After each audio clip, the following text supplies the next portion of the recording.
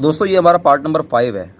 एक बात मेरी याद रखना, इस वाली वीडियो को देखने से पहले आप लोगों से रिक्वेस्ट है भाई, हाथ जोड़ के रिक्वेस्ट है, पार्ट नंबर 1, 2, 3, 4 को जरूर देख कर आओ, तभी आपको पार्ट 5 ना थोड़ा अच्छे तरीके से क्लियर होगा। वरना होता क्या है ना कि आपको लगता है कि टीचर बेकार है, टीचर समझा नहीं पा रहा है, हमें समझ में नहीं आ रहा है, क्योंकि हम लोगों ने बेस अपना जो फाउंडेशन है ना हम लोगों ने स्ट्रॉन्ग नहीं करा होता। पहले जाओ उसको स्ट्रॉन्ग करके आओ, देख कर आओ चारों वीडियोज़ को। ज़्यादा बड़ी बड़ी वीडियोज़ नहीं है, लेकिन जो सिखाया गया है ना बहुत भारी सिखाया गया है। ठीक है, मैं जानता हूँ चारों में थ्योरी है, लेकिन दोस्तों वो जो थ्योरी है ना वो आने वाले क्वेश्चनों को ना बहुत ईजी बनाने वाला है। इनको जरूर देख कर आओ चारों वीडियो को, ठीक है ना। चलो स्टार्ट करते हैं पार्ट नंबर 5। इसमें आपको सिखाना पड़ेगा मुझे एक ऐसा वर्ड, एक ऐसी टर्मिनोलॉजी जो कि मैं आपको ऑलरेडी सिखा चुका हूँ मेरे चैप्टर में, जिसका नाम है बेसिक अकाउंटिंग टर्म्स। लेकिन आपको मुझे दोबारा सिखाना पड़ेगा। इस चैप्टर में बात ही कुछ ऐसी है। सर वो टर्म क्या है? उसका नाम है, सर बता दो ना। ओके, उसका नाम है गुड्स। गुड्स क्या होता है सर? हमें मालूम है, गुड्स मतलब होता है माल। गुड्स मतलब होता है माल। सर आपने जो पहले सिखाया था, लेकिन दोबारा सिखाना पड़ेगा मुझे। गुड्स, गुड्स का मतलब होता है, गुड्स वो चीज़ें हैं जो कि हम लोग परचेज़ करते हैं। एक जो बिजनेस है, गुड्स वो चीज़ें होती है जो बिजनेस परचेज़ करता है। किसके लिए? रीसेल के लिए। रीसेल के लिए मतलब आज मेरा एक बिजनेस है, मैंने कोई चीज़ खरीदी है। एग्जाम्पल इससे दूंगा आपको तभी क्लियर होगा। एग्जाम्पल ले लीजिए आप, ठीक है ना। एग्जाम्पल से क्लियर हो जाएगा। ये मेरा एक बिजनेस है, ये मेरा एक बिजनेस है और इसके अंदर मैं बैठा हुआ हूँ, ठीक है ना। आजकल मेरी दाढ़ी भी थोड़ी बढ़ रही है तो दाढ़ी बढ़ा लेता हूँ, ठीक है ना। चलो ठीक है, तो मेरी दाढ़ी बढ़ी हुई है और ये मैं हूँ। अभी क्या है, मैंने अभी नया स्टार्ट करा है बिजनेस। तो मैं किसका काम करता हूँ? चलो मैं करता हूँ कपड़े का व्यापारी हूँ। मैं किसका काम हूँ? मैं कपड़े का काम करता हूँ, कपड़े खरीदता हूँ, कपड़े बेचता हूँ। मुझे बताओ अभी मैंने नया स्टार्ट करा बिजनेस, तो मैं क्या खरीदूँ? तो सर पहले तो अपने सप्लायर से, जो आपका सप्लायर है दिल्ली में बैठा हुआ है या कहीं भी बैठा हुआ है, उससे सर पहले तो बहुत सारे सर कपड़े खरीदो, बहुत सारे कपड़े खरीदो। फिर उसको सर आप ना अपने दुकान में सजा दो, रख दो, सजा दो, दुकान में सजा दो। हाँ भाई मेरे पास माल आ गया, मेरे पास माल आ गया, मेरे पास माल क्लॉथ आ गया। इसके बाद बहुत सारे कपड़े आ गए, बहुत सारे कपड़े आ गए, इसने खरीदे हैं। सर ये कपड़े क्यों खरीदे हैं इसने? भाई देखने के लिए। सर कैसी बातें करो सर, देखने के लिए क्यों खरीदेगा? इसको बेचने के लिए खरीदेगा। हाँ ठीक है, दिल्ली से खरीदेगा और अपने ही जगह है जहाँ पर मान लीजिए हरियाणा में, अभी उसकी जगह है हरियाणा में, तो वो हरियाणा में ही उसको सेल करेगा। यहाँ से दिल्ली से परचेज़ करा है और हरियाणा में सेल करेगा। सर उन्हीं कपड़ों को सेल करेगा, थोड़ा सा प्रॉफिट मार्जिन रख लेगा। मान लो क्लॉथ कोई 80 रुपये का खरीदा है तो यहाँ पर प्लस के 20 रुपये ऐड करके यहाँ पर सेल कर देगा 100 रुपये की। और यहाँ से खरीदी 80 रुपये, दिल्ली से 80 रुपये की आ रही है और सेल करी हरियाणा में 100 रुपये की, 20 रुपये का प्रॉफिट मार्जिन इसके जेब में चले जाएगा। चलो सर ये तो रहा। सर क्या बस कपड़े खरीदेगा और भी कुछ खरीदेगा? भाई बिल्कुल बहुत बहुत कुछ खरीदेगा। जो उसके पास कस्टमर आएंगे, ये इसके सामने से रोड जा रहा है, ये देखो रोड जा रहा है, यहाँ पर बाइकें खड़ी होंगी, यहाँ पर गाड़ी खड़ी होंगी, यहाँ पर बाइकें खड़ी होंगी, यहाँ पर गाड़ी खड़ी होंगी, उतरेंगे कई लोग आएंगे तो बहुत सारी भीड़ जमा हो जाएगी, बहुत सारे लोग खड़े होंगे। तो भाई इनके बैठने के लिए भी एक सोफ़ा सेट होना चाहिए, इनके लिए पानी पीने के लिए कुछ एक वाटर प्योरीफाई जैसे मशीन होती है वो होनी चाहिए। तो क्या जो ये वाटर प्योरीफाई मशीन खरीद रहा है, जो इनके बैठने के लिए सोफ़ा सेट खरीद रहा है, या जो इनके बैठने के लिए चेयर खरीद रहा है, तो क्या वो जो चेयर खरीद रहा है या वाटर प्योरीफायर खरीद रहा है, तो क्या ये बेचने के लिए खरीद रहा है या इनके यूज़ के लिए खरीद रहा है? मुझे बताओ। जो फर्नीचर खरीदा है, सोफ़ा खरीदा है, चेयर खरीदी हैं, या पंखा लेकर आया भाई ताकि इनको गर्मी ना लगे कस्टमर को और मुझे भी गर्मी ना लगे, या एसी लगवा दिया ताकि कस्टमर को अच्छा फील हो, तो क्या वो एसी जो लगाई गई है, वो जो पानी वाली जो मशीन लेकर आया है, या फर्नीचर लगवाया है, या जो चेयर लेकर आया है, या काउंटर बनवाया है एक अपने लिए, क्या वो बेचने के लिए खरीदा? क्या वो रीसेल के लिए खरीदा है? क्या नहीं सर, वो रीसेल के नहीं सर, वो यूज़ के लिए खरीदा है। ओके, यूज़ के लिए खरीदा है। तो बस मेरी अगर इतनी बात आपको क्लियर होती है तो फिर ये कंसेप्ट आज का पूरा क्लियर हो जाएगा। एग्जाम्पल दूंगा आप लोगों को, ठीक है ना। पहली बात तो याद रखना, गुड्स वो कमोडिटीज़ होती है, गुड्स वो कमोडिटीज़ होती है। कमोडिटीज़, कमोडिटीज़ मतलब क्या होता है? मतलब वही आइटम्स जिसमें वो डील करता है, जिसमें वो डील करता है। और डील करने का मतलब ये है कि वो रीसेल करता है उसको। तो हमारी क्या होगी? गुड्स हो गई है। मुझे बताओ इसमें वो जो कपड़े का व्यापारी है उसने जो कपड़े खरीदे हैं रीसेल के लिए या जिसमें डील करता है, तो वो हमारा गुड्स माना जाएगा, या वो फर्नीचर या वो वाटर प्योरीफायर या वो कोई एसी पंखा वो हमारा माना जाएगा गुड्स? गुड्स में क्या माना जाएगा? गुड्स में सर वो माना जाएगा जिसमें वो डील करता है, जिसमें वो डील करता है, जिस कमोडिटी में डील करता है, जिसको रीसेल के लिए लेकर आया, मतलब आगे सेल के लिए लेकर आया है। दिल्ली से खरीद के हरियाणा में बेचेगा या पंजाब बेचेगा या कहीं भी बेचे, तो वो ये हमारी कमोडिटीज़ वही हैं जिसको रीसेल के लिए लेकर आया या जिसमें डील करता है। तो ये हमारी गुड्स की कैटेगरी में आएंगी। ये सब नहीं आएगा कि ये सब जैसे sofa set, water purifier, chair, पंखा, कूलर, एसी, ये सब नहीं आएगा हमारा। सर फिर ये सब क्या, ये सब किस कैटेगरी में आ जाएंगी? ये सब आएंगे हमारी एसेट्स की कैटेगरी में। किसकी कैटेगरी में आएंगे? हमारी ये एसेट्स की कैटेगरी में आ जाएंगी। सर आपने डायग्राम तो अच्छा बनाया, लेकिन सर आप बहुत गंदा बनाते हो। धीरे धीरे सीख जाऊंगा, लेकिन आप इस पर फोकस मत करना, ठीक है? इसलिए मैं चीज़ों को बार बार सिखाता हूँ। तो जिसमें वो डील नहीं करता वो हमारी एसेट्स है, जिसमें वो डील करता है वो हमारी क्या हो जाएंगी, गुड्स की कैटेगरी में हमारी आ जाएंगी। क्या इतनी बात क्लियर हो गई है? ये सर हमारी इतनी बातें आपकी क्लियर हो गई है। इसका मतलब ये है purchase of assets are not termed as purchase. लिख लीजिए, अगर आपने कोई असेट्स खरीदी, purchase of assets are not termed as purchases. अगर आपने कोई असेट्स खरीदी है, जैसे कि ये सब खरीदा है, सोफ़ा सेट वगैरह, आपने यहाँ पर सोफ़ा खरीदा, आपने यहाँ पर एसी खरीदा, फ़ैन खरीदा, कूलर खरीदा, ठीक है ना, आपने कोई चेयर्स खरीदी है, तो ये सभी क्या हैं, ये सभी हम लोग रीसेल पर्पज़ के लिए लेकर नहीं आए हैं, तो ये सभी हमारी किस कैटेगरी में आ जाएंगी, हमारी एसेट्स की कैटेगरी में हमारी ये आ जाएंगी। Purchase of assets are not termed as purchase, मतलब ये कि ये सब परचेज की कैटेगरी में नहीं आएगा, मतलब ये सब हमारा गुड्स की कैटेगरी में नहीं आएगा, ये सभी हमारी किसी कैटेगरी में आ जाएंगे, हमारी एसेट्स की कैटेगरी में आ जाएंगी। क्या इतनी बात क्लियर हो गई है? ये सर हमारी इतनी बातें क्लियर हो गई हैं। सर अब थोड़ा सा गुड्स के बारे में और बताओ। ओके, गुड्स के बारे में थोड़ा सा आपको और बताते हैं। ये हमारा पार्ट नंबर 5 का हमारा पेज नंबर 1 है। मैं पेज नंबर 2 के लिए पेज बचाऊं या इसी में लिख दूं? चलो थोड़ा सा आ सकता है, इसलिए थोड़ा सा मैं इसमें लिखना पसंद करूंगा। दोस्तों मैं पता है होच पोच क्यों कर देता हूं, क्योंकि मैं ना पेजों को बचाता हूं। कई टीचर पेजों को बचाते नहीं है, एक ही पेज में बस 2 शब्द लिखते हैं, बस पता नहीं क्यों पेजों की बर्बादी करते हैं। पर खैर मुझे भी इतनी ज़्यादा बचत भी नहीं करनी चाहिए, क्योंकि भाई मेरे अकेले के उससे कुछ नहीं हो पाएगा। तो थोड़ा सा मैं भी खुला खुला लिखना स्टार्ट करूँगा, लेकिन इतना इसका मतलब ये नहीं कि मैं पेजों को बर्बाद करूँगा, नहीं। तो जैसे कि अब यहाँ पे इतनी सारी जगह बच रही है, तो मुझे लगता है कि इसमें कुछ आ जाएगा। तो चलो मैं थोड़ा सा बताता हूँ। गुड्स, दोस्तों गुड्स को हम लोग क्लासीफाई कर सकते हैं 5 अकाउंट्स में। सर कौन कौन से 5 अकाउंट हैं? 1 2 3 4 5 मैंने क्लासीफाई कर दिया। सर ऐसा थोड़ी नहीं होता, सर लिखवाओ वैसे उनके नाम क्या है। ओके, मैंने वो क्लासीफाई कर दिया है। सर क्लासीफाई क्यों कर रहे हो?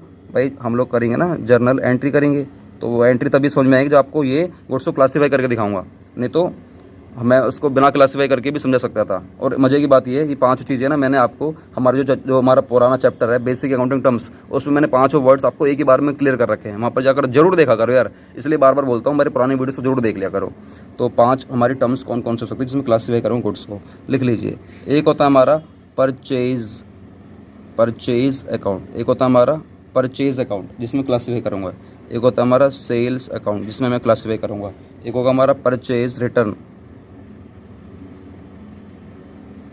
अकाउंट, एक होगा हमारा sales return account. Purchase return, sales return, एक होता है हमारा स्टॉक अकाउंट।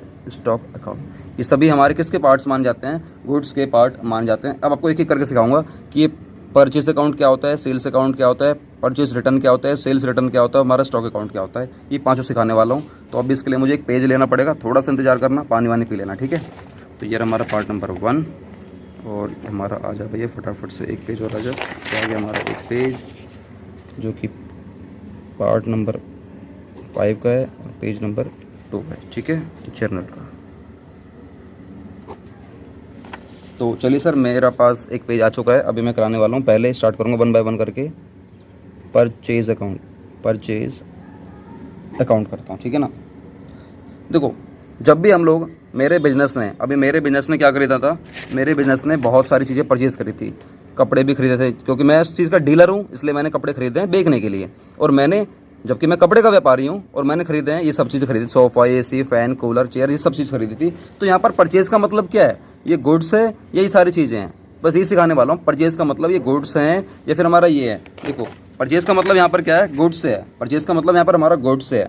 जब भी हम लोग कोई गुड्स जिसमें हम लोग डील करते हैं, अगर वो चीज़ परचेज़ करता हूँ तो हम लोग गुड्स अकाउंट डेबिट नहीं करेंगे, हम लोग उस केस में गुड्स अकाउंट डेबिट नहीं करेंगे।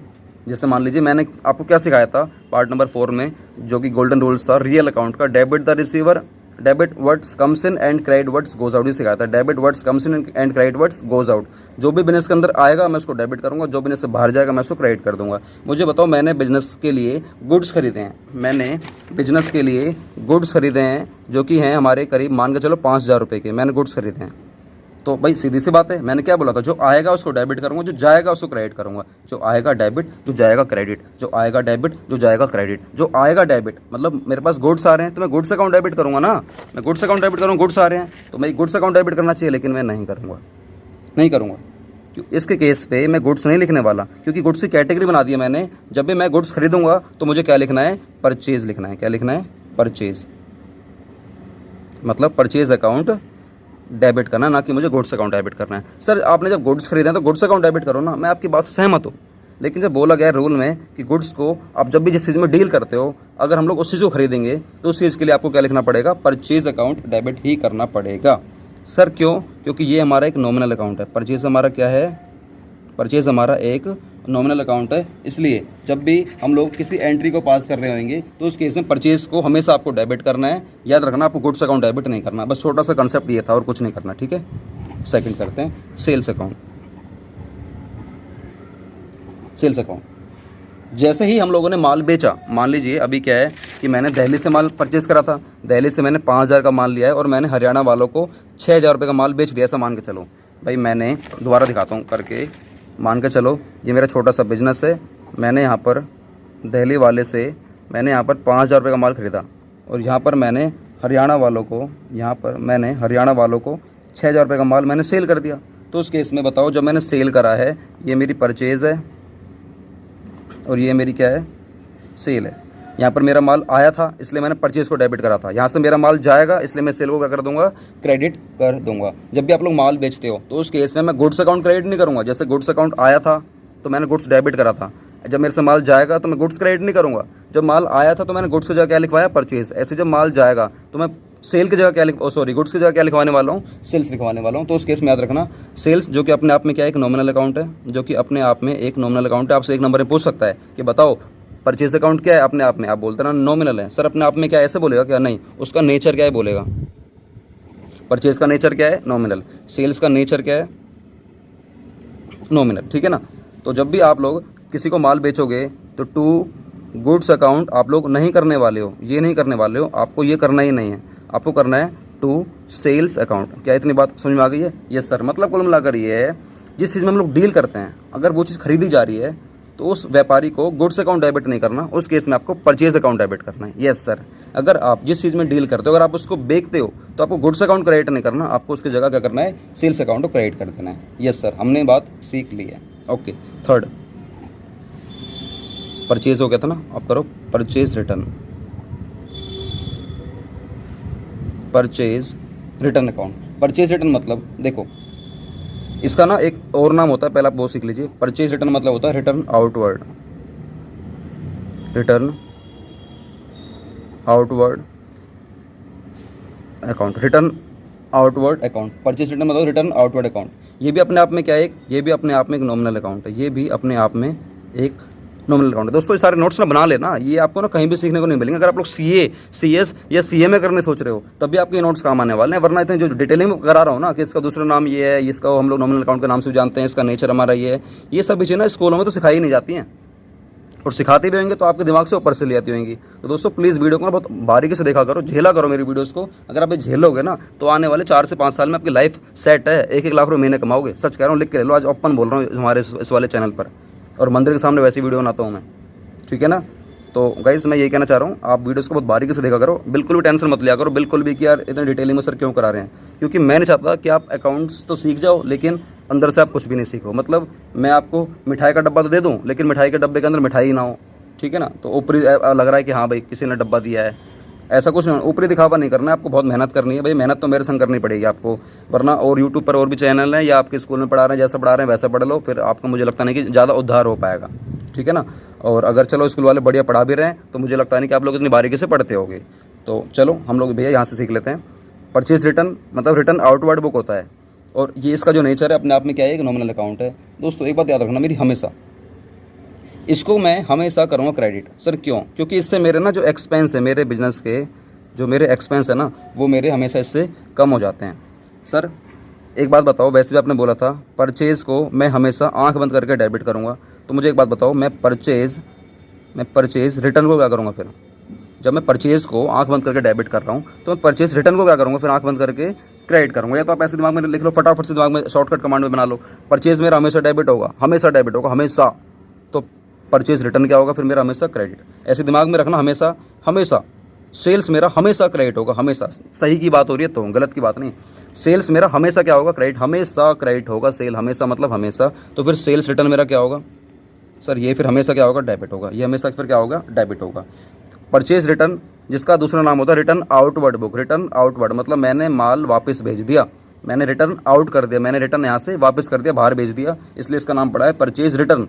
मतलब मेरे बिजनेस में जब माल आया था तो इसे बोलते हैं इन, तो जब मैं इसको वापस कर दूंगा तो क्या करना पड़ेगा, मुझे आउट करना पड़ेगा, मुझे आउट, तो इसलिए इसका नाम पड़ा है रिटर्न आउटवर्ड बुक, जो कि अपने आप में नॉमिनल अकाउंट है। इससे मेरे खर्चे कम हो जाते हैं। भाई जब मैंने माल परचेज करा था तो मेरा खर्चा बढ़ गया था, लेकिन जब मैंने माल वापस कर दिया तो मेरे खर्चे क्या हो गए हैं, कम हो गए हैं। इसलिए मुझे परचेज, जो कि खर्चा होता है, खर्चा अपने आप में डेबिट होता है, आपको मैंने सिखाया था रूल्स में। एक्सपेंस हमेशा क्या होते हैं, डेबिट होते हैं, क्योंकि मेरा खर्चा बढ़ रहा होता है उससे। लेकिन जब मैंने वो माल वापस कर दिया तो मेरा क्या खर्चा बढ़ेगा, नहीं सर वो तो कम हो जाएगा, इसलिए मैं इसको कर दूंगा क्रेडिट, ठीक है ना। और वैसे भी यार इन नट शैल अगर आपको बताऊं शॉर्टकट में ही, तो परचेज को हमेशा डेबिट करना और परचेज रिटर्न को हमेशा क्रेडिट करना, सेल्स को हमेशा क्रेडिट करना और सेल्स रिटर्न को हमेशा डेबिट करना, तो दिमाग में रख लो किसी भी तरीके से, ठीक है ना। और जो कि सेल्स रिटर्न अकाउंट है, आपको मैं बता देता हूँ फोर्थ वाला भी, जो कि आपका सेल्स रिटर्न अकाउंट है ना, ये अपने आप में जो उसका दूसरा नाम है, ये हमारा रिटर्न इनवर्ड बुक के नाम से जाना जाता है, return inward account, return inward. क्योंकि अगर मैंने माल सेल करा है, मतलब मैंने सेल करा मतलब माल बाहर गया है,